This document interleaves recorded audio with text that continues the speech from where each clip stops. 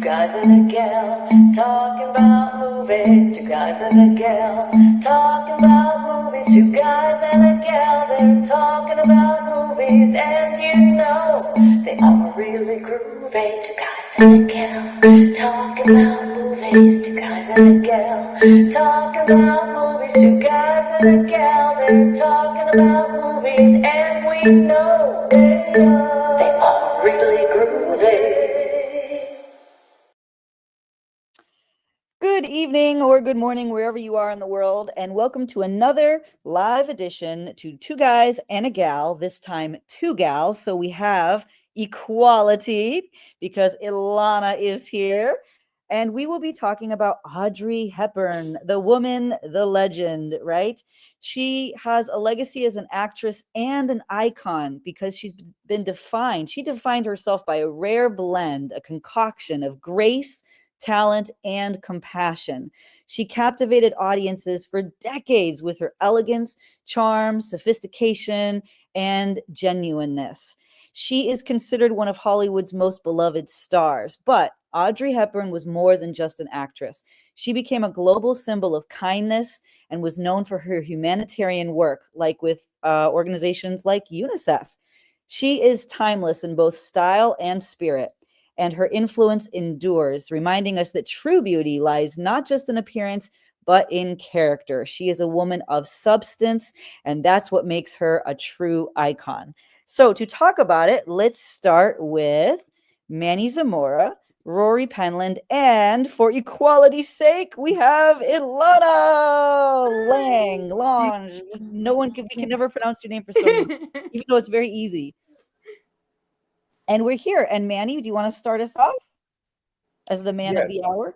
Sure. Well, before we begin, on a serious note, on behalf of everybody, I want to just express our concern and our thoughts to the people of Los Angeles during this horrific time with wildfires raging through the city, and of course to the bravery of all the various fire departments that are fighting this blaze.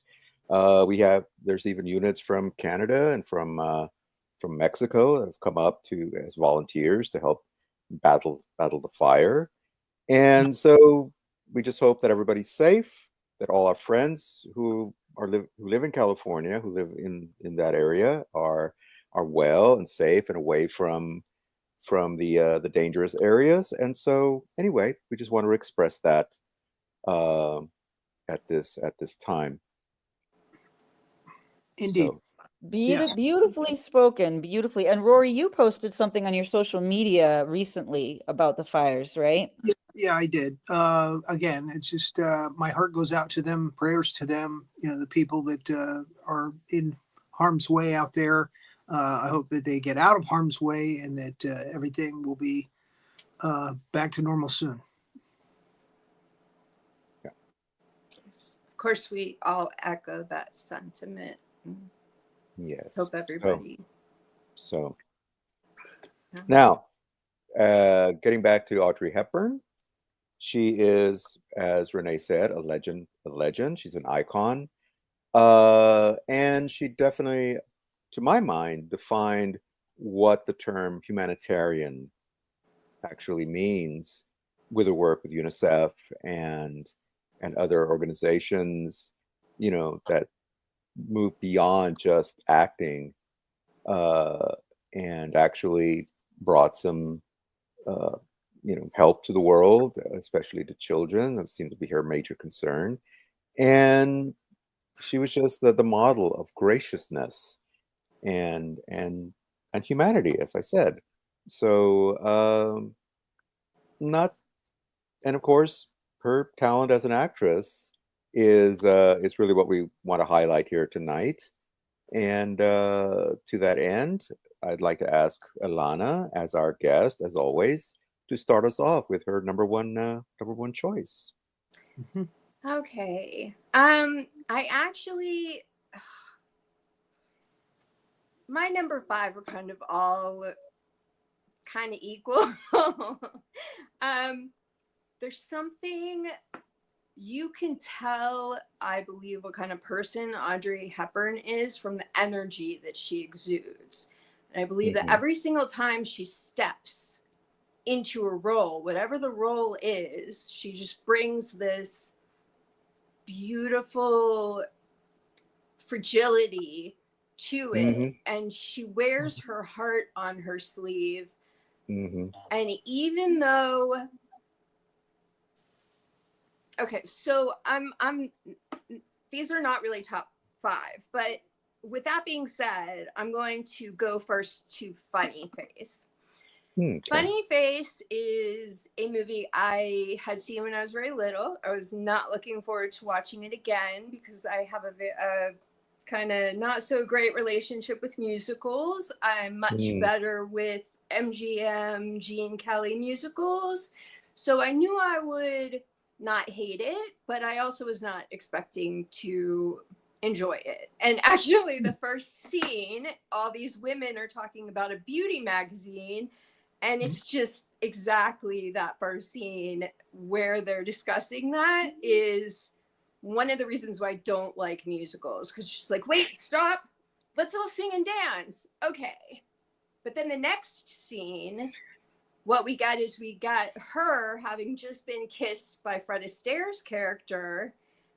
And she doesn't burst into song. She actually lets this song kind of run over her and she gets immersed in the song. And that's something that is such a beautiful, wonderful thing about Audrey Hepburn, is that you feel everything, even something I didn't want to see. You know, as soon as she comes on the screen, she is so captivating. She's so warm. She's so kind. She's so generous. She's so authentic. And she's beautiful also. She looks Yeah. like an angel. And I think that I didn't have the opportunity I wanted to watch some of the movies I knew I would not like because I wanted to see what having her in it, the impact would be. But unfortunately, the only one that I saw was Funny Face, and I do love Fred Astaire. But it was, yeah, I have marked off there were 2 scenes in particular that just really got to me. She can dance. One of the reasons why I'm big into the MGM musicals is because growing up I was a tap dancer. And Gene Kelly has a lot of connections to Pittsburgh, and he was an idol of mine. And so, you know, I grew up watching all of. She can dance. I mean, she can dance. She doesn't look like an actress or a humanitarian or somebody that they put in because of the way she looks. You know, she's very witty. She's very, it just takes over her demeanor, and it's fun. Everything she does is fun. Like, I kept thinking, well, I'll save that for the other one, but I also wanted to say that the director of this was Stanley Donen, who did direct Singing in the Rain and some of the other movies that I really cherish. So I think that was a good pairing, and some of her other directors that she worked with, they were a good pairing. But Funny Face really was like, there were moments that totally I would have been cringe if it wouldn't have been her. You know, she just has a style. She just has this grace, this essence, and it's like she's not even acting. It's like she's just breathing. Yep. So that is definitely not my number 1, but that is in my top 5 for sure, and that is surprising to me. Okay. Well, that's interesting. Yeah. Yeah. All right. You mentioned that she's kind of got an angelic kind of quality to her. You know, she's got a beautiful smile that lights up, you know, a scene like nobody else. She had a walk-on in the Lavender Hill Mob. That's what basically started it all. But it wasn't until a couple of years later when she did Roman Holiday that really she was put on the map. and became kind of an A-lister. Funny Face is her first color picture. So that deserves a mention on my. I put it down on my honorable mention list. It's not one of my favorite musicals.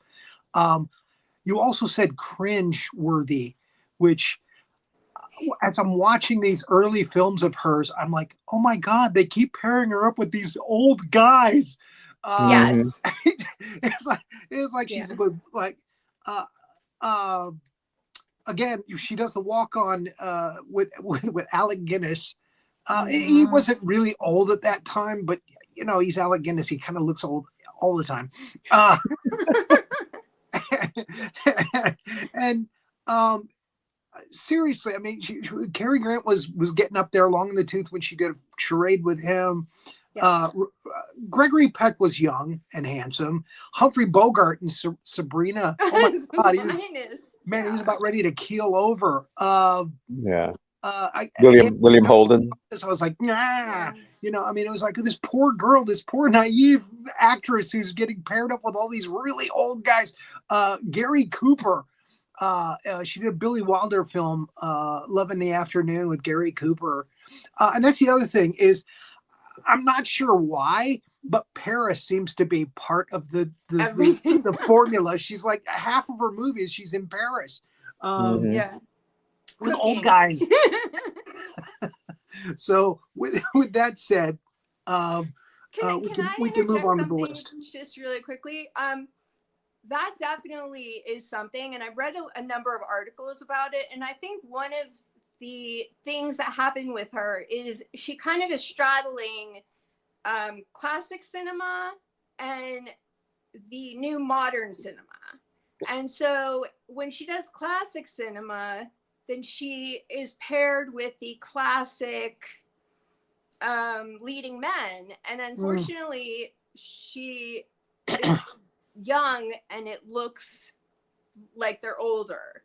However, even with Roman Holiday, she looks like she's 17 or 18. She really, she's very young. I mean, it's like me. Gregory like when Peck's she's like, 10, 40. I'm sure she looked the same as when she, was 63.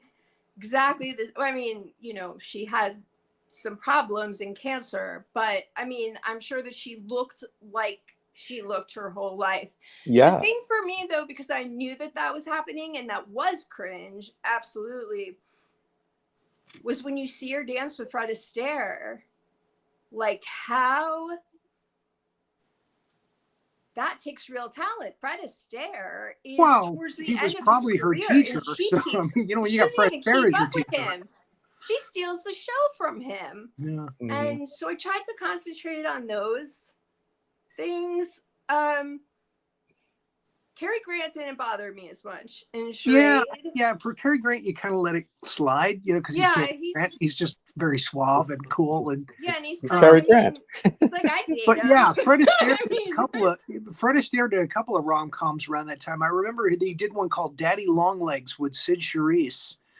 And again, the age difference is so massive. You're just like, ew. Charisse is another one that kind of straddles that, because I know she's done work with Gene Kelly. So yeah, she also was playing against leading men who were older than her. Absolutely. Yeah. But I mean, that also just shows. I can't remember who it was that was. It must have been Peck was talking about how he thought that the movie that they were in, I believe Roman Holiday, he has said, he's like, oh, great. I thought the movie was going to be about me. And then he's like, and then they cast the princess role. And I was like, might as well just sit here and let her do her job. So I think everybody really, people of that caliber, they wanted to work with her. So it's an opportunity. But I definitely agree that there is some cringe to it. I kind of tried to context some of it out. Yeah, Love in the Afternoon. Gary Cooper is just so ew. His character is really nasty, and again, she is so vulnerable, and she plays her character, like you say, very angelic, and she's a kid, and she's wanting something in her life, more. And this guy is interesting. He's exciting. He's kind of a rogue. Well, he's definitely a rogue. And I just kind of like, oh my God, only Billy Wilder could pull something like this off. And again, he did Breakfast at Tiffany's with her later, and at least he gave her George Papard, who was younger. Yes. Yeah. Yes. Yeah. All right. So Rory, there was one other one where there was a younger gentleman that I wasn't sure who he was, but I can't recall right now. yeah, But that must have been the She did Happy Meal Million with Peter O'Toole. modern. She did Two for the Road, which was a horrible movie. Oh my God. Oh, I Albert missed that Finney. one. Albert Finney is a great actor, but he's not a romantic leading man. I'm sorry. That was why I skipped it, because I was like, I don't know. Yeah. I don't want to watch them get romantic. I think of, okay, because of my age, I think of Albert Finney as Daddy Warbucks. But you are special. I think of him as Hercule Poirot. exactly. I was just saying, yeah, I think it was Hercule Poirot from Murder on the Orient Express. Murder on the Orient Express. Yeah. Um, All right, so let's get back to the list before we go on. Sorry. No, it's all right. Oh, No, I it's think all it right. had to be said, though. No, Oh, it did. It did. Everybody's Absolutely. Absolutely. Everybody's thinking it. And Everybody's as I thinking said, it. there's a ton of articles written about it, because that was a big thing, and especially because she does seem young, and even when Yeah, she's she sounds very older, even when I watched Wait Until After Dark, it's 1967, so it's one of her later movies. She She still looks wide-eyed, and yes. It's I mean, amazing. she's Yeah. blind, but she's So I was everything about is to say, you might want exciting to in the change world. that. I know. It was a weird choice and then I realized, oh wait, that was not very good.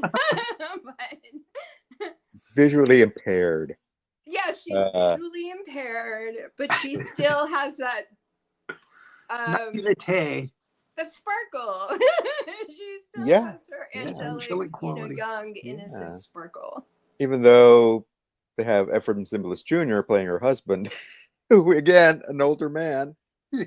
I mean, but but- at some point you just think like, But she looks older. she in just that. likes older Yeah, men. yeah. So it's not, She looks like, I mean, it's only like a 10-year difference, I think. I have lots of friends that only date older men. Yeah. They actually tried to make her look older in Funny Face, although you can tell she's still probably in her mid-20s. Yeah, Yeah. She didn't look any. But again, I think she's timeless. Like people say of Elizabeth Taylor, whatever age she is, she's just timeless. And Yeah. I saw that about Audrey Hepburn too, for sure. Yeah. All right, Rory, what's your number one? My number one is My Fair Lady. Great musical, great cast. She's wonderful in it as Eliza Doolittle. Again, old man Rex Harrison. I can't do My Fair Lady. But I've grown accustomed to her face. Yeah, who wouldn't? Yeah, I can't do. That's why I watch funny but things too. yeah, just delightful songs and just a delightful. The real surprise on that one, I didn't realize that Jeremy Brett was actually a main character in that film, one of her suitors that was incensed with her or wanted to be with her. And of course, they used another actor, I think, or another singer to sing his song.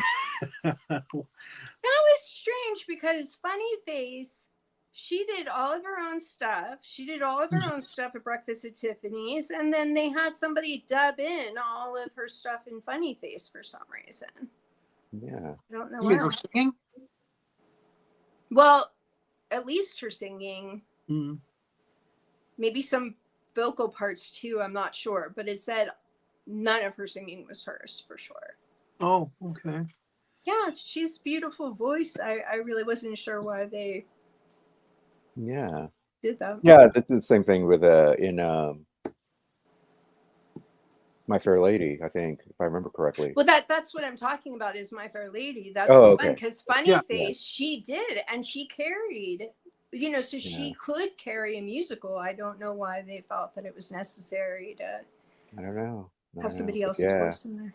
Yeah. Well, I gotta say, my number one was Funny Face, or not Funny Face. My My Fair Fair Lady as well. Yeah, Rex Harrison and the world, what I call the world's oldest young man, Wilfred Hyde White, who again is also timeless, who looks the same age. He's old Surprised no they matter, ended up with him at the end of the film. right? Yeah. Oh, yes, But my yes, God. yes. That's wonderful, And, my dear.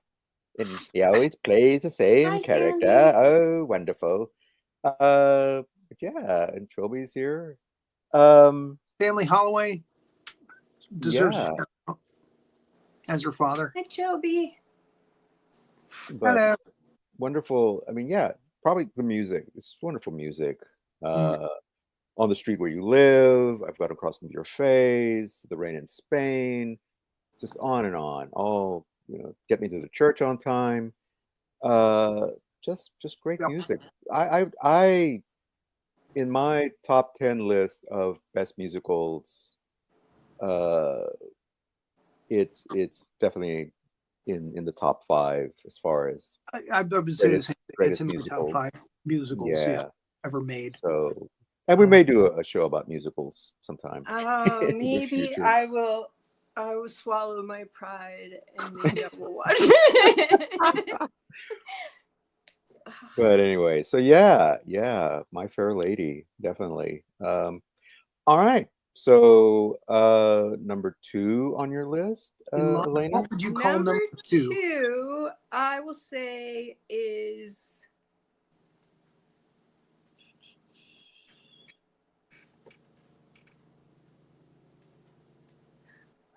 as I said, I'm not sure what the numbers are, so I'm just going to pick another one.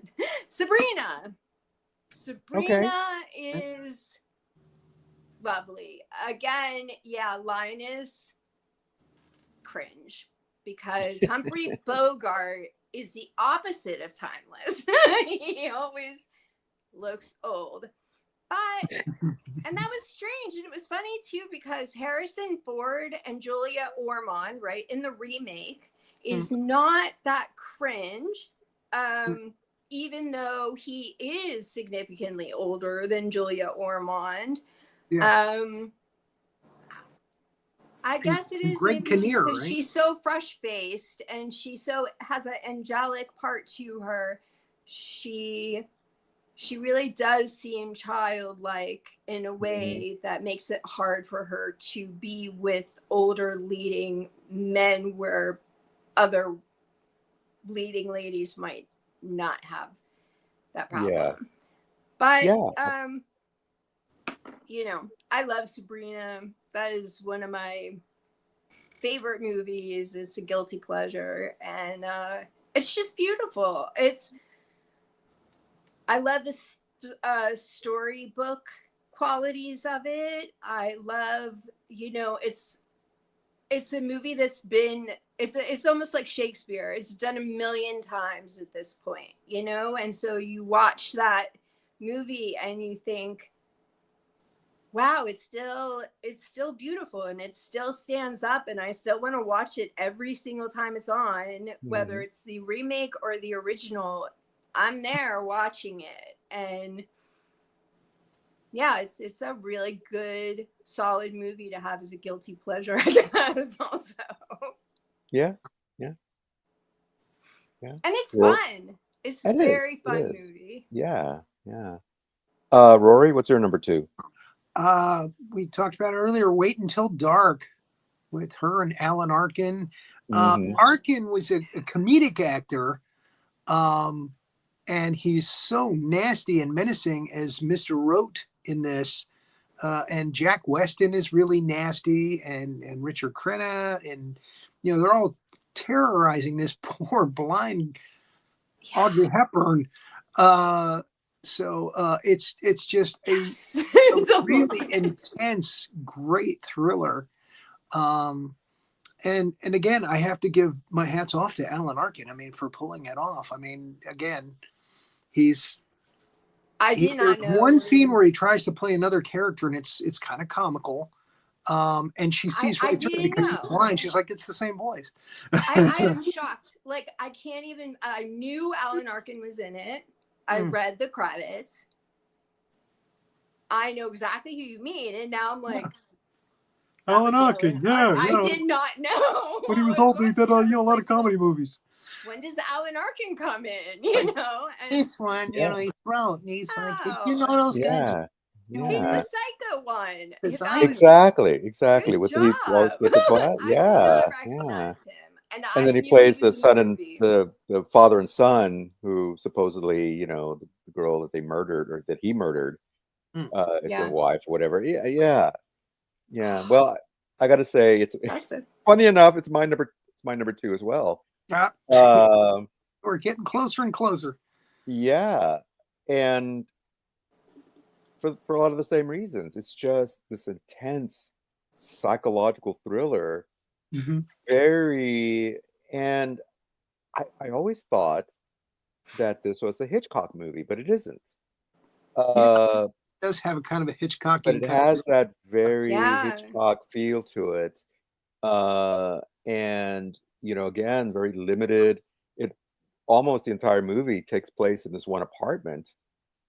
You know, there's with It just was a few shots. originally a stage play. Yeah, Just so well, that you guys know, like I have a thing for stage plays that end up being one room films because it's such Yeah. an interesting thing that you are maintaining the you're kind of maintaining the walls of the theater in the Yeah. film. Yeah. And if you have strong actors, which of course, I mean, this is beyond strong. I didn't know that was Alan Arkin. And I know who Alan Arkin is really well. Yeah, So, I mean, yeah. But that's, you know, that's the mark of a really good actor, is to be able to Oh, disappear. and he's a really good actor. And yeah, exactly. Yes, he You was. know, this is one of his Amazing. best roles. And you know, we talked about it when we talked about Alan Arkin and his movies. But yeah, it's just an extraordinary tour de force for everybody. And you know, Richard Crenna, you know, his character has this interesting arc where, yeah, he's a criminal, he's a bad guy, but he has that change of heart at the end. He actually tries to help her and pays the price because, you know, there's no honor among thieves, clearly, and winds up getting murdered by Rote. And you know, that whole final struggle between her and him, you know, where it's all shot in the dark, where they just turn off all the lights and all you hear is the voices and the noises. Just great filmmaking, and really just ramps up the suspense. And then when it's just the refrigerator light illuminating the scene, I mean, just incredible, just an incredible movie. So yeah. So that's my third. Sure. Well, I was trying to switch up to see if that was Sabrina or that one. So we'll do that one now. All right.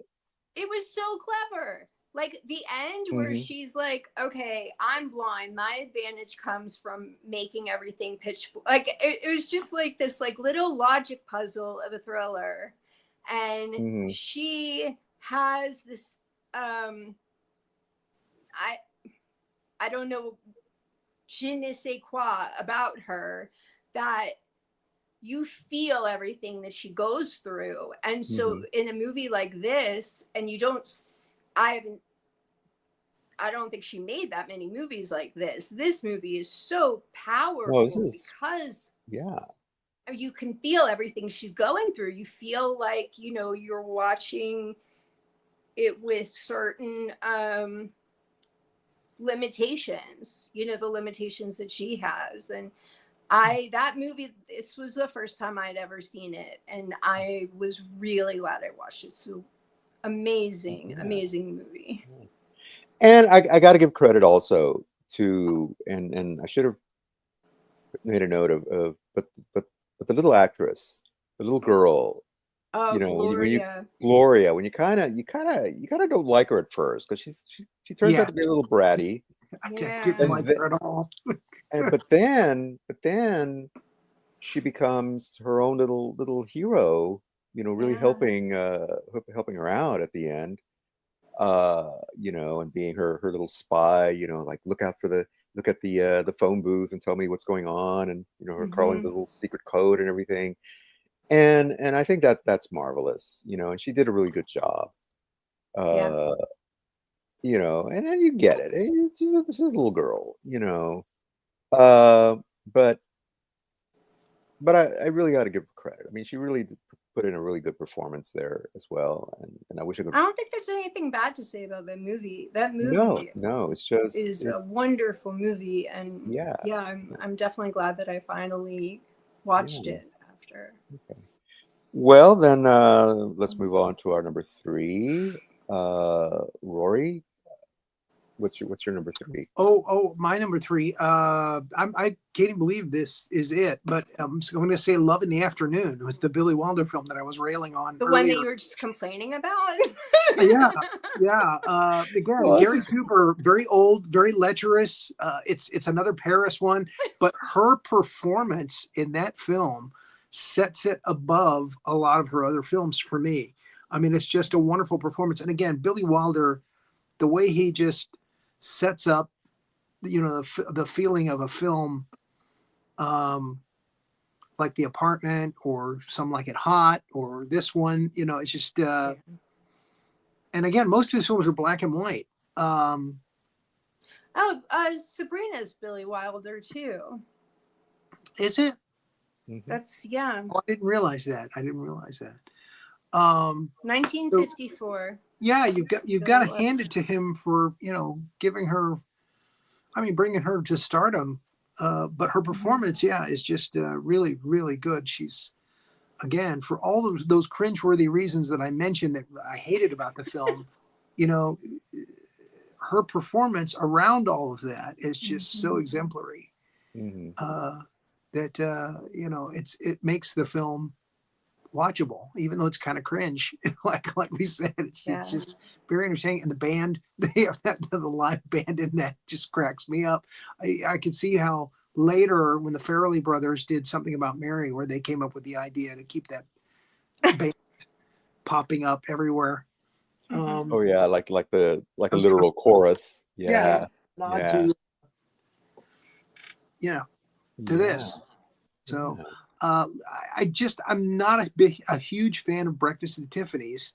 I don't know why, but I just don't like it as much. It's number 4 on my list. It's right after this one. But I don't like it as much as everybody else, praises it.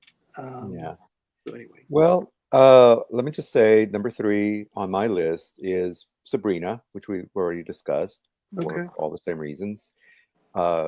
And we talk, we kind of dumped on Humphrey Bogart. Well, William Holden wasn't exactly a young man either, so they were both a little too old for her, quite frankly. And they were actually paired up together in another movie, Paris When It Sizzles. William Holden and Audrey Hepburn. Yes. And I think it's even the same director. And that made my honorable mentions list. But so my number 4, I'm just going to skip ahead to my number 4, which is Breakfast at Tiffany's. And it's a decent adaptation of the novel of the oh my God, what can I think of it? Truman Capote. Truman Capote, thank you. Yeah. Of his novel. Obviously, they had to change it. They had to, you couldn't really say that Audrey Hepburn was, or that Holly Golightly was basically a hooker, and they changed the ending, of course, to make it more Hollywood, to make it give it the happy ending. But you got to, we still got to talk about the no pun intended. elephant. no pun intended, but you got to talk about the elephant in the room, which is of course Mickey Rooney's character. And I think that's what kind of brings this movie down for me. Uh, nowadays, Talk about cringe. talk about cringe. Oh my God. That horrible stereotype of an Asian character that he plays, a Japanese character. And I can understand from the point of view of the era how that might have been okay, how that might have been funny. Oh, look, ha ha ha, aren't they, because I mean, the time it was made isn't that far removed from World War II, where again the Japanese were looked upon as this, the evil empire, and that kind of now what we would consider a very racist portrayal of the Japanese people was pretty common stuff. You saw it in Bugs Bunny cartoons, Yeah. just cartoons in general of sort of that. But to see Mickey Rooney, who's a fine actor, think that it was okay to do that. And but the rest of the story is fine. It is a good movie, and it's a fine movie. And that's why it made my top 5 list, even though it was number 4. Same here. But if it weren't for Mickey Rooney, this would be a really, really good movie. Or if they had gone ahead and just cast an actual Asian actor, like Key Luke or somebody. I don't know it was Chinese, but at least in the general vicinity, it still could have made it funny, or not made it an Asian character altogether, and just whitewash that character. And because it's a minor character, so it really wasn't that important that he be Asian. He might have had a bigger role in the book, but for the movie, he just comes on a couple of times, makes a fuss, and then that's it. So anyway, but enough about that. So something, I'm sorry, I'm just going to interject on go that ahead. for 1 second. Yeah, please. Something I thought was interesting is Breakfast at Tiffany's is Blake Edwards. Blake Edwards directed No, it's Blake all Edwards, of the Peter Sellers Pink Panther movies. Right. So if you think about the Peter Sellers Pink Panther movies, and I haven't seen them since I was little, but I watched every single one when I was little because my dad was a very big fan. There's a lot of that you have to put in context for the time period when you watch one of those movies. I mean, there are a lot of things that are not appropriate now. Kill the little yellow swan, yeah, I mean, they really, you can't, there's no point in watching them, to me, unless you carry context with you into it, because it's all going to be offensive. So I guess it didn't it sort of helps, because it's a constant reminder that, okay, this is a different time period. I like the discussion that you had about what you might do in the future to, if you were going to put on Breakfast at Tiffany's or make a new film of it, because it definitely needs to be addressed. But it does, to me, it was almost a non-issue once I realized that he did all of the Pink Panther movies that are wildly inappropriate for nowadays. Yeah. But fun. Yeah. So. Yeah. They're very fun. And really, you almost kind of gloss over it because of Peter Sellers. His performance as Clouseau is so over the top, and so mesmerizing in a way that you can't help but just enjoy his performance. And of course Robert Blum as Dreyfus, and getting crazier as the movie fell down progressed. a little rabbit hole. I was like, oh my god, I have to tell them that we should watch all the Pink Panther movies and then put them in order. And then I looked at it, I was like, even that's the fine. awful Steve Martin ones. I'm sorry? Even the awful Steve Martin ones. No. Okay, just the I'm the sorry, Blake the Edwards. ones. They weren't Blake Edwards movies, but they had a few moments that were. Yeah. I gotta say, we talk the about actual Pink Panther ones from when yeah, are we were they talking even about from? The 60s? yeah, The 60s 50s? or Maybe the was it 50s? 60s or 70s? Actually, there was only there was 3 in the 60s if you count Alan Arkin's movie Inspector Clouseau. Yeah. Oh. And then they brought back the Peter Sellers in the early 70s, like 74. With Return That's of the why Pink I've Panther. seen all of the Peter Yeah, Sellers ones. and then the Peter Sellers ones okay. went basically from 74 through like the early 80s, like 82. When I was a so kid. he passed away. That's why I watched those. Yeah. Okay. Yeah. And even the ones after he passed away, they all had Herbert Lom. But everything from those movies was actually created when they did A Shot in the Dark in 1964, because the first Pink Panther movie, you just had Clouseau. Right. And he wasn't as defined in that, because it was more of a David Niven movie. Oh yeah. It wasn't as defined as he became. Again, the formula really came out in 1964 with A Shot in the Dark. Shot in the Dark, exactly. Yeah. Okay. So I guess like my chunk of what I know is that grouping, so it didn't occur to me that there were so many other Inspector Clouseaus. Like, I'm just like Peter Sellers, of course. Yeah. But yeah, there was Alan Arkin, Steve Martin, right? The Italian guy.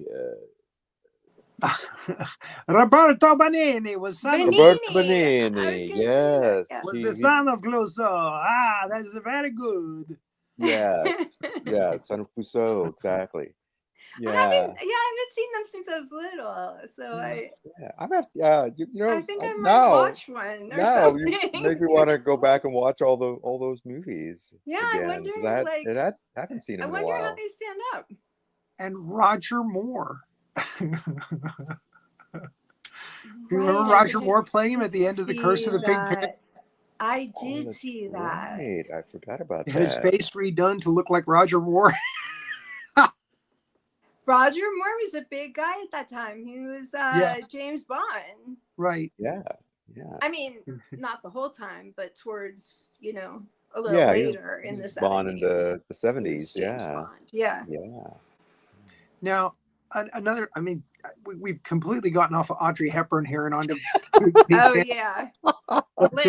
Joanna Lumley was the reporter that searches for him in Trail of the Pink Panther. And then in Curse of the Pink Panther, the next movie, she comes back as a completely different character who ends up with the Roger Moore Clouseau at the end of the movie. Joanna Lumley. Yeah. Lovely. From Absolutely Fabulous. Yeah. What number are we on? We're actually on number 5. Yeah. Oh, okay. I think I missed a couple. Or maybe I have 6 here. So we'll say that my next one was Roman Holiday. So okay. I would say the top 2 are pretty accurate. So I would say my number 2 favorite is Roman Holiday. I loved Roman Holiday. It was just so fun. It was so fun, but it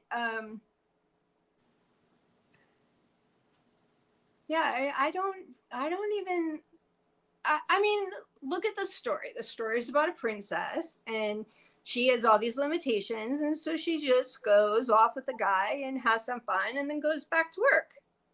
Who doesn't love one of those movies? One of the things that I guess I was so taken over by while watching these, because it had been so long, is how many movies came out of all of these movies. Every single one of these movies you can name like 100 movies right now that came out of those movies. Mhm. It's, Well, we're not going to do that. He was very respectable. But yeah, Yeah. Gregory Peck What a is. nice guy. Oh, and she won an Oscar. Oh, that's right. Did she win an Oscar for that? Yeah, I think this was her only Oscar, was Best Actress for Roman Holiday. Wow. It Yeah. certainly cemented her career. Got It's her a off delightful movie. Yeah. She's wonderful. Yeah. So should I do my fifth one, or do you guys want to go? I thought that was the after fifth me? one. Or my sixth one. I don't know. How about Okay, your sixth one? So my top number one, I thought was a Hitchcock movie. So that's kind of funny that you said about a different one. I love Charade. I just love Charade. Charade was screaming Beatrice and Benedict to me the entire time, from Much Ado About Nothing. The Beatrice and Benedict are a couple in this Shakespeare play, Much Ado About Nothing. Right. And the dialogue is very quick-witted, and the woman's character is like a dream, because you get to be strong and independent, and you get to it's just I've always loved Much Ado About Nothing, specifically because of Beatrice and Benedict, and I loved the chase with the little witty banter, and it seemed like Hitchcock, because I think it was kind of silly, of course, but it was a little too silly, I guess, to be Hitchcock, but it had that same kind of feel. And again, it's just a really fun movie. Yeah. And I guess it didn't bother me that Cary Grant. Cary Grant. Yeah, Cary Grant didn't bother me. And I love, okay, so all of a sudden, out of nowhere, and I don't know if this is scripted or if this is not scripted, because she'll say random things, and I don't know if it's Audrey Hepburn or if it's like her character. She asked him how he shaves his chin. Like she the cleft in his chin. Yeah, she's she keeps. I always felt like that was ad-libbed. Like it's almost ad-libbed. Like he was like, what? And she keeps so graceful, and she's so sophisticated, and and even in Breakfast and Tiffany's, yeah, she's supposed to be some kind of escort, and every movie is done, not that escorts are not graceful, it's a wonderful depiction of someone who does that and is also graceful. So I appreciated that too, but definitely the banter between the two of them was so fun. So Rory, what was your number 5? Charade. Oh, really? Okay. Again, I love Cary Grant when he's doing comedy, It's fun. She had some good chemistry with him, again, despite the age difference. And another Paris movie. And it's all about Paris. Great supporting cast as well. Great supporting cast Sabrina, with Walter she's Matthau. In Paris. Here what is she doing in Paris? Oh, they're trying not to die in Paris, basically. Trying to die in Paris, yeah. Yeah. But I was saying, great supporting cast: Walter Matthau, James Coburn, George Kennedy. Oh, God, the villains in that. Kennedy. Oh my God, and that other guy throwing matches at her, lit matches at her. Oh my God, that was really scary. Intense. Yeah. And those moments felt very Hitchcock to me. With the villain, the banter, and it was cute, the banter between her and that definitely did not feel Hitchcock. That's very obviously it was That Stanley felt Donen Shakespeare. directed That that. felt very Yeah, Shakespeare to me. yeah. Well, I Which gotta admit, I I guess didn't. I'm sorry. I guess I relate that more to Kenneth Branagh and Emma Thompson when, Oh, because they used to do all the Shakespeare, they would make films out right. of the Shakespeare plays. Yeah, Um, yeah. and so I always see them like they're my Beatrice and Benedict, in my head. But this was a lot of fun. I mean, it's hard to have the language happens very quickly, Hmm. and you have to be right on the mark, and you have to have great chemistry, and the two of them, and maybe that's why it's not cringe that he's older, because the two of them, their chemistry was just perfect. And he also does, I watched a little bit of a documentary about it. They thought that it was cringe. So what they did was they had her make all of the first moves so that it's not like creepy old man hovering over her. It's, That's she right. likes Yeah, him, and yeah. he's like, I'm old. I'm too old for you. I could be your dad, So Hmm. that I think also kind of made it I'll give better. my Yeah, father. Yeah, yeah, and then yeah. and also it contributed to the banter. Like that was Audrey, Audrey, Audrey. I love Yeah. that movie so much. Okay, well, my number five is probably completely different. And it's one of Audrey Hepburn's, I would say one of her more serious roles. And it's a movie called The Children's Hour with Shirley MacLaine. Okay. That looks really interesting. I haven't Yeah. seen that one. Uh, and it It's a deals, pretty rough play. So it, yeah. yeah, Lillian Hellman play. And it's, you know, honestly, it's one of those movies, even though it was made in the 50s, that's still very relevant today. Uh, Audrey Hepburn and Shirley MacLaine play these two childhood friends or school friends that have opened their own school, a private school for girls. And there's this one very bratty little girl who basically starts a rumor that they're lesbians, even though the word is never mentioned. But Mhm. that's what's implied. And I guess they couldn't say the word back in the 50s. They just kept calling it or that or you know those feelings or whatever. Mm. And of course they try to deny it, and the more they deny it, the more uh, and even though Audrey Hepburn's character is engaged to James Garner's character, who's a doctor, I believe is his aunt, who is the little girl's grandmother.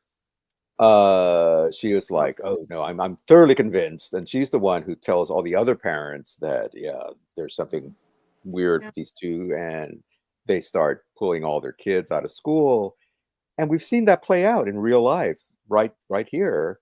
Mm. One little whisper, one accusation, and lives are ruined. Um, and unfortunately, it's still going on, still happens. But anyway, and it's a very, very powerful performance from her and from Shirley MacLaine, and James Garner and all the other characters in this movie. Even this horrible little girl that you just want to slap, you just want to take her up back and whip her Yeah. Ah, her little ass. Even though I'm against corporal punishment, in this case it would have been justified. But anyway, and She it ruined leads. enough lives, it's okay. Exactly. It leads up to it has a very dark and a very unfortunate ending for these characters, for at least one of the characters. And I don't want to spoil it for anyone who hasn't seen the movie. Uh, but you kind of see it coming. Um, and because it turns out that at least for one of the characters, the rumor is actually true, even though she never actually acted on her feelings for the other character. And again, I don't want to give it away, but again, if you watch the movie, there's definitely very not subtle hints as to who's who. But it's a very powerful, very good movie, very well directed. And again, like I said, still very relevant to things that are happening right now with that kind of situation. So anyway, Children's Hour, I highly recommend it. But I would watch one of her more. Go watch Funny Face after you see this movie. Go watch, My Fair Lady, because it's a little depressing, but still a very good movie. Okay, so honorable mentions. Yeah. Well, I never saw A Nun Story, and I am not going to, because it is a Holocaust movie, basically. I believe the nuns are helping people hide. Yeah. But I read a lot of very strong reviews about that and the Children's Hour. I have a theater background, so I'm aware of the play. So I think I'll probably go watch Children's Hour, because I can't handle Nun Story. But her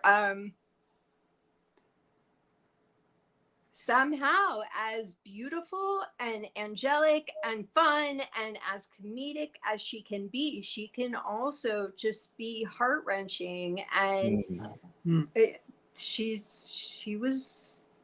deserved to be a legend and an icon, just as they say. Yeah. So I'm going to run down because we already talked about most of them. Charade was one of them. Roman Holiday, Funny Face.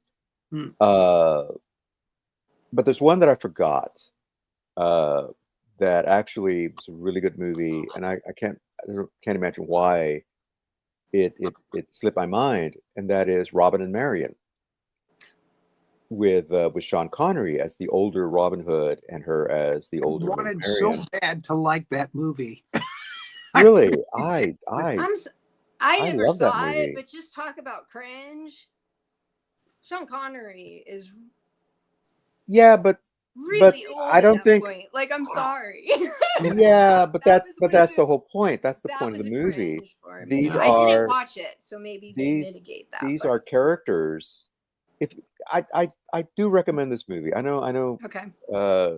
Rory just said that he didn't particularly care for it. I did. Because I love to see characters. Oddly enough, I like to see characters at kind of the end of their lives. You know, that were heroes for some weird reason. And this is definitely. Hi, Hey, we see Robin Hood, who we always picture as this young, Errol Flynn or one of these guys, even Kevin Costner, as this hero and bouncing around and fighting the sheriff of Nottingham and all this stuff. And here we see him as this old crusader who's come home, and he's tired. He's fighting battles, and he has one last battle, and he kind of reunites with this lost love, who is again she's gone into the convent. She's a nun. So, but again, yeah, I don't see it as her being younger and him being older, because they both seem about the same age. She's older in this movie. Yeah, and she looks older. Yeah, she looks older. And so I think they have great chemistry fantastic together. cast. It really does. It has Robert Shaw in it. It's the Sheriff of Nottingham. It has Richard Harris in it. It's Richard Lionheart. It's got Denholm Elliott in it. It's got Nicole Williamson. As John, Little John. But I just kept waiting for it to go somewhere, and it just. Yeah, it's not. Yeah, but it's not. It was depressing at the ending. I was like, So I'm Yeah. sorry, I just couldn't get into it. I tried. Well, I hey, wanted to like it. I love Sean Connery. yeah. Yeah, I do too. So, I didn't actually try. It was one of the ones that I just was like, okay, I'm not gonna get that one, so I'm well, gonna get this other one. now you have But two maybe I different should come back opinions. to it. Hmm. Now you have two different views on it. Yeah. I'd say go watch it, make up your own mind. You might love it, you might hate it. You I'll be might waiting say, for a text. Rory, you were right. This one I think you might be. "What is Manny thinking? That's He's insane. This is an awful that's movie." 2 hours I'll never get back.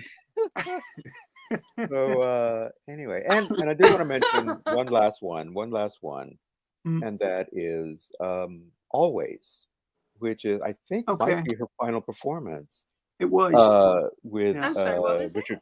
It's called Always. It's a always. Steven Spielberg movie with Richard Dreyfuss, and he's a firefighter. He's one of the ones that fly the planes that fight forest fires. It's Uh, Steven Spielberg's ghost movie. yeah, So and what year are we talking? 80 80s, I believe. Yeah, 82, early? 3, Late? Yeah, Early early 80s 80s. probably. maybe. Yeah, Okay. and and he, like I said, he winds up dying, and he meets Audrey Hepburn, who I guess is kind of an angel or whatever. Well, that Talking about seems being appropriate. angelic. Her being angelic, and she sure enough, and she sort of becomes his guide to the underworld, or not the underworld, sorry, to the afterlife. And he wants to see his I can't remember if it's his wife or his girlfriend. I think it was his wife. He wants to see her happy, Mm. and so he kind Holly of starts. Hunter. Holly Hunter, right? Exactly. I was trying to remember who she Oh, was. I've always loved Holly Hunter. And Rick Rossovich, I believe, is the other young man, the younger firefighter. Mm.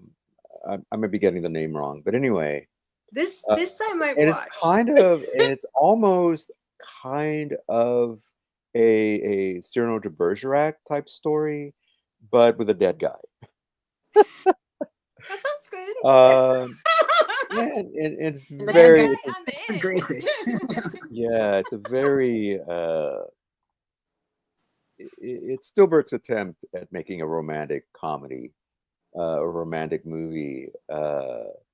It's a little too saccharine for my taste. I did enjoy it the first time I saw it, but then I watched it again. It's like, oh yeah, Spielberg laid it on a little thick with that, but I still enjoyed her, or enjoyed the performances, and of course seeing Audrey Hepburn, even though it turned out that it was for the last time on film.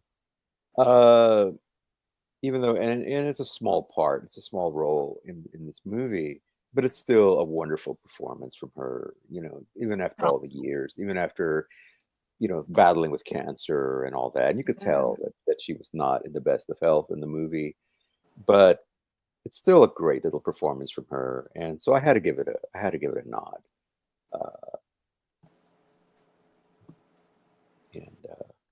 Anyway, so that's my list.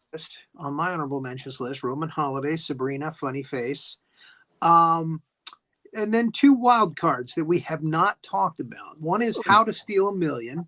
I wanted to see that actually. That was on my and it's list, because but I Peter didn't get to it. O'Toole, who has for the most part been a dramatic actor, Yeah. I think it was one of his first comedic roles, and he's very funny in it. He's extremely funny, and he's got good chemistry with her. It's a kind of a silly movie. It takes place in Paris. Of course it does. And There's her father is a Paris. forger of It's like, famous oh. paintings, like Van Gogh paintings and stuff. It's not easy to paint Van Gogh, so her father's able to do it. And so yeah, it's kind of fun. And again, mostly because of Peter O'Toole and her going back and forth. The other one I wanted to mention, not because of her, she's in it. So is Burt Lancaster, is a Western called The Unforgiven. Okay. Now, On the reason I list. wanted to mention it is because I was totally blindsided by the fact that Joseph Weissman, Dr. No from the James Bond films, plays a incredibly creepy character named Abe,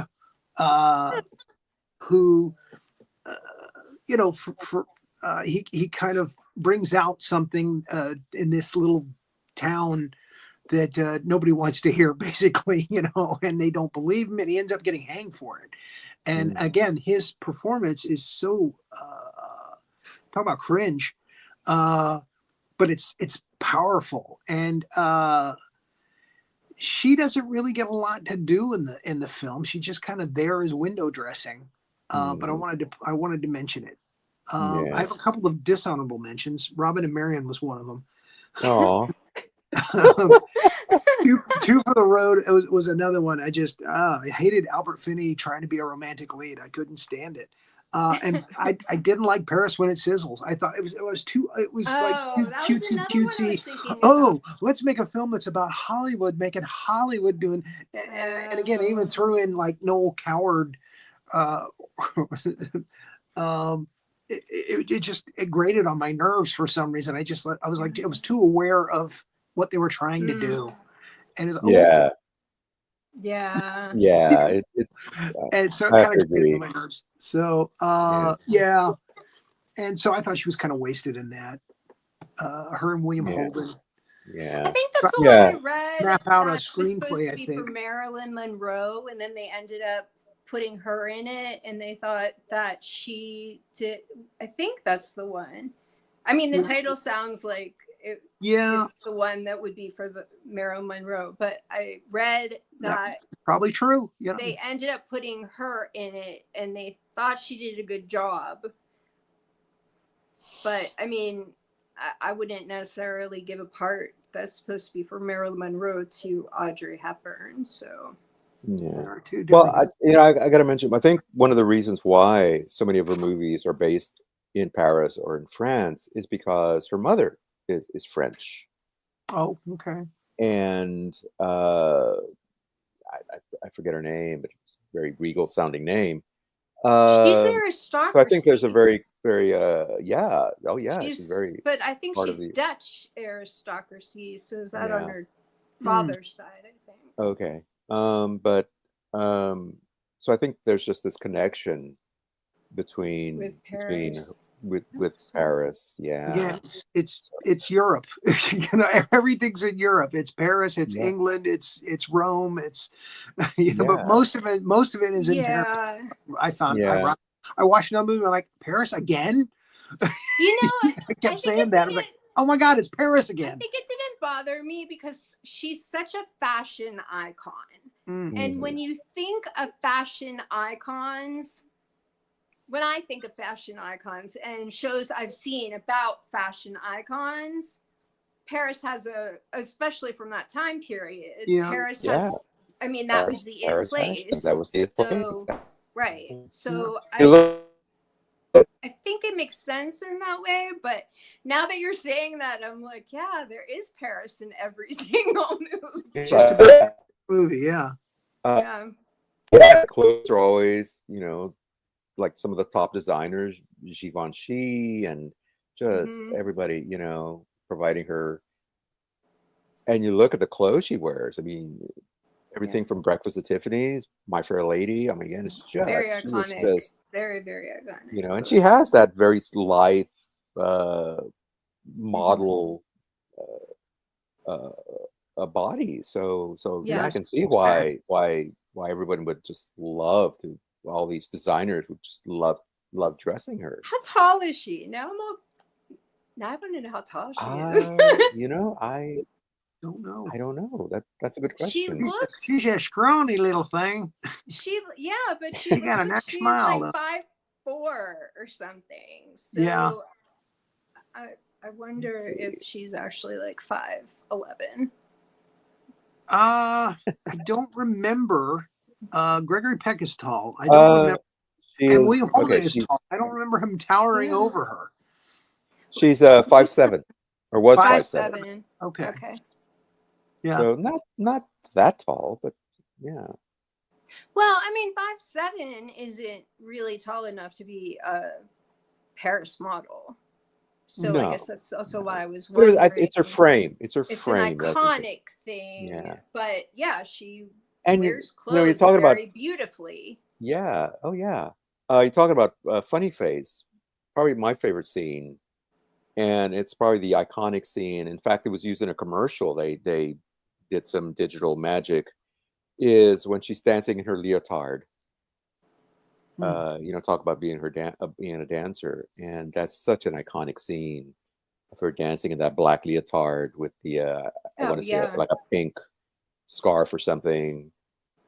It's such a wonderful moment. And The dancing in Funny Face, yeah, I guess it must have been Funny Face. yeah.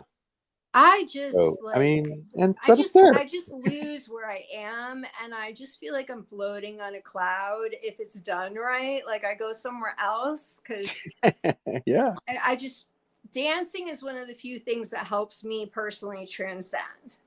Yeah. So if I'm in a bad mood or I need something, unfortunately, illness has kept me from it. But normally, what I do is I turn to dancing. Yeah. And so I watched every step, and I know that they practiced and practiced, but I mean, she is classically trained in everything. I mean, Yeah. she's and she looks, I guess, 5'7". That would be the main thing, is it would all be because of dancing. Her frame is a dancer's frame. She does ballet, so it's I just, those dance scenes, I just love. And of Yeah. course, it's a little cringe because Fred Astaire, but Yeah. Fred Astaire But it's Fred is Astaire. like, you just watch them dance. I just love watching them dance together. Anybody who is that caliber can dance together for me anytime. It wasn't his Yeah. worst musical, Finnegan's Rainbow. But I don't know yeah, how many I've just seen. I couldn't get into the songs of the music and So I mean, when the song started, I started fast forwarding.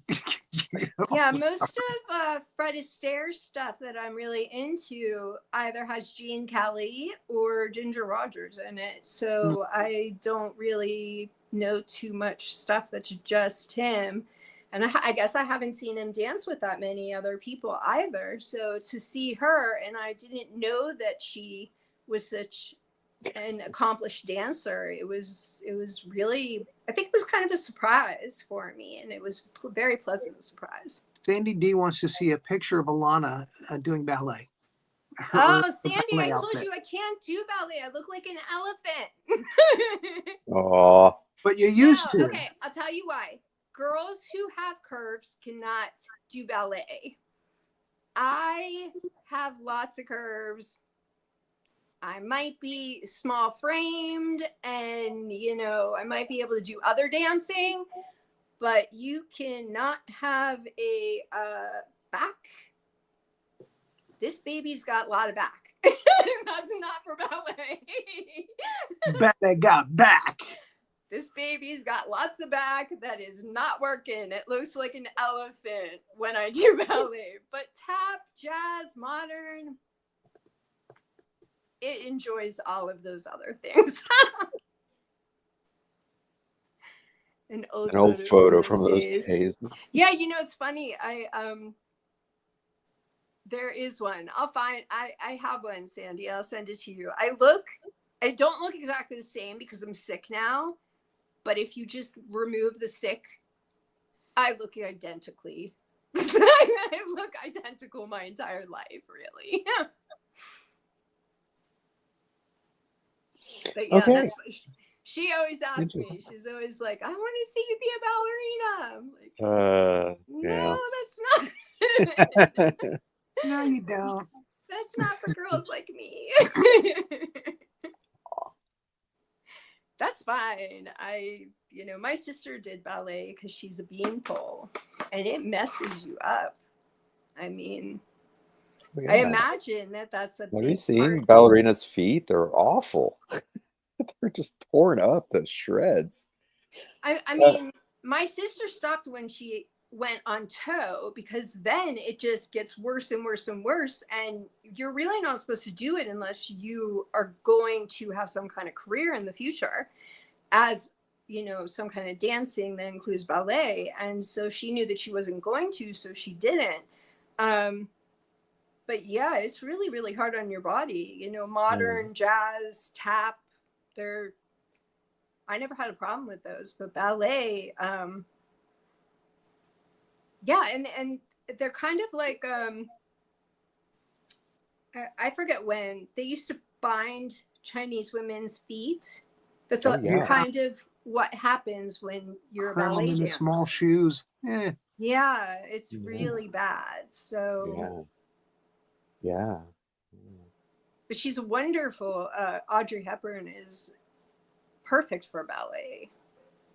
Those Yeah. turns, Hmm. Yeah. beautiful. All right. Miss Renee, are you still there?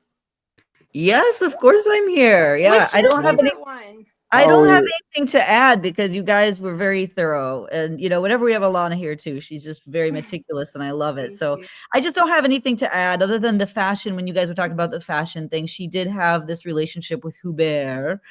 And that was her boyfriend who was basically, he worked with her on her fashion very conscientiously and intentionally. And so a lot of people credit him with kind of making the Audrey persona, the fashion iconship was kind of like a Uber thing, and they had a romance, but they were basically friends and colleagues as well.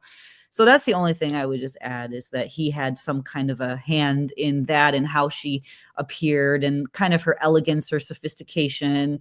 When you think of Hepburn, you think of how she looked with that fashion, and she did have help with that. yeah. Yeah. How are we doing on time? Or do you need to go, or do we?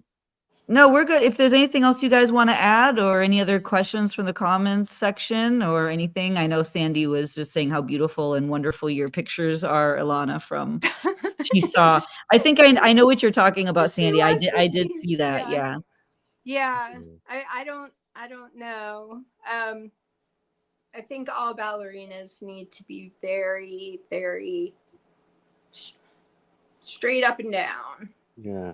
Well, after watching Black Swan a few weeks ago, yeah, I'm like, yeah, Yeah. that kind of just ruined ballet for me. You know, If the Red Shoes hadn't already done that, all of Black Swan definitely.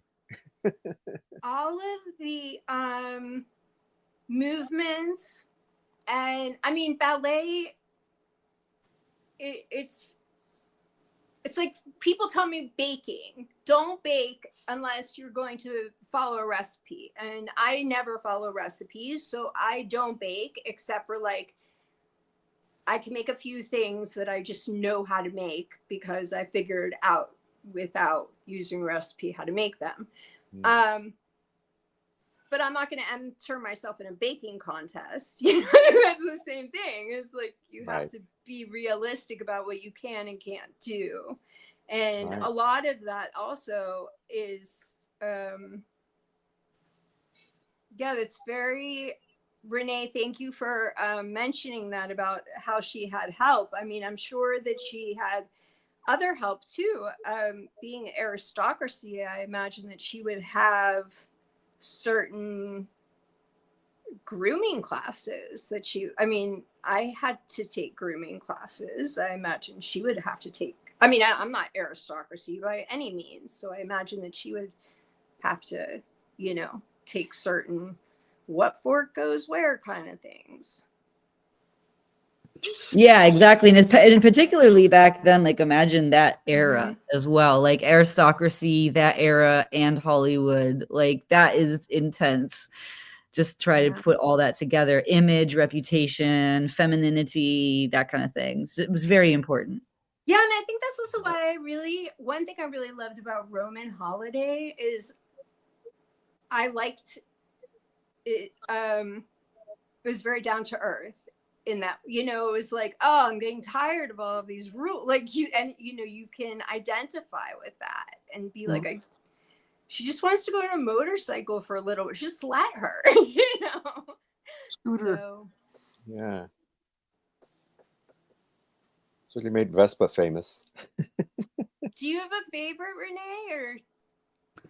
I mean, I hate the Mickey Rooney thing in Breakfast at Tiffany's, but to me that's such an iconic, like, when I think of her, I can't not think of it. And a lot of that is the fashion. A lot of that was how she was portrayed, and you know, and the ending and all of that. But I just love the character, and I love Truman Capote. And I thought it was a pretty good adaptation. It wasn't perfect, obviously, but yeah, Mickey Rooney obviously ruins it. But I just like pretend, I just pretend that never happened, because like the rest of it, because it's so traumatic. You know, it's just, it is traumatic, and I hate that. I just hate that they did that, because there was so much there, and this. But I just love the story. Like, I absolutely love that character of Holly Golightly. So I think that's why it sticks out to me. But I love Roman Holiday too, and I was surprised the guys didn't put that on their list, just because it was the one that she won the award for, and it's kind of the one that set her up and for her whole future. Without that, I don't know what her career would have been. So I also just really like that one, and yeah, those are kind of my top two. I was also thinking it's not that often that you get, and I could be wrong because of context, but I'm trying to think of what kinds of movies win Oscars that are that fun, you know, and I can't really think of it. Most of them tend to be very serious, and so I thought it was really a wonderful opportunity to watch this movie that was fun and also, you know, very serious and Oscar worthy, and like it. I think that the reason that they probably looked at her performance in that movie was because of the final scene where she is having to deal with the fact that, you know, she's got to go back to what she was doing, you know, and the looks that she gives to Gregory Peck and Eddie Albert from Green Acres, looking very different in that, with brown hair and a brown beard. I think that part of the performance really made it stand out. You can see the pain, but you can see, you know, that she's very happy she had the meeting with these guys and did what she did. It was fun, but yeah, now she's got to get back to the real world, you know, as the princess. Yeah. But right from the very beginning of the film, we set up her character with the whole shoe play thing under the dress. Yeah. That she's not liking, she needs something else, you know, except, you know, she's got to follow protocol. I kind of identified with her, you know, sitting in your dress and you have to look a certain way. And I grew up in a very like enclosed neighborhood, and you had to follow all these rules, and, you know, you had to like play with your shoes under your skirt and do stuff like that. So I think maybe one of the reasons why I like it so much is that's the one I really identified with, was being like, just give me a minute to not have to fit into this role. Yeah, I could have easily swapped it out with my number 3, Love in the Afternoon, I guess, and put it on but everybody, I figured everybody was going to put it on their list. Well, we really covered a lot of different movies, a lot of types of movies. You know, she was in a lot of that. That was nice to see what kind of range she has. She has really wonderful range. Yeah. Well, next week we are going to talk about somebody else who maybe doesn't have quite as much range. We're going to talk about an actor that is certainly one of my favorites, and that is Mr. Charles Bronson. Charles Bronson. I'll see you guys next week. The week after that? Yeah, you want to meet God? I'll introduce you.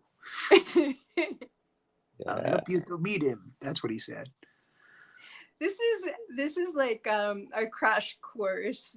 This being on the show, I really love it, and I really appreciate that. That you welcome me on it, because it really is like a little crash movie course for me, because I've seen so many of these movies, but I haven't seen them.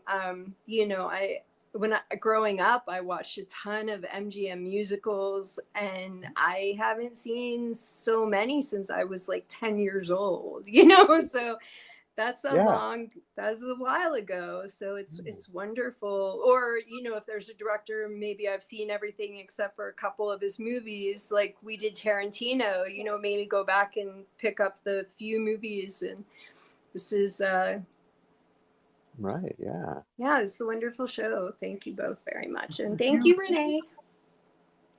Yes. Thank you, Renee. Yes. Thank you. I love it. I love it so much, and I love having the two gals and two guys. I love that. So great. So Yeah. Ilana, definitely, whenever there's one that you want to come back on, absolutely. Yeah. And Sandy said that too. Sandy just said you're a fantastic guest. Oh, thank you. So there you go. Well, Absolutely. I also like Absolutely. in the middle of the night, I'll wake up and I'll like write Manny a little memo and be like, what about this? I'm trying not to do that too much, because I wake up at 3 a.m. and I have like all these ideas, and I'm like, oh, what if it's beeping or something? But like, I can't. I'm very proud of myself for not writing that we should watch all of the Inspector Clouseau movies and rank them. That turned out to not be the best idea. That's what we haven't done yet. Yeah. So, all right. Well, thank you, Ilana, for being on the show tonight. Like I said, always a delight to have you on. And to everybody else, and again, to the people of Los Angeles, be safe, be careful, and Godspeed. And so until next week, thanks for watching this episode of Two Guys and Sometimes a Gal Talking About Movies. Be sure to like, subscribe, and click that notification bell to get future episodes.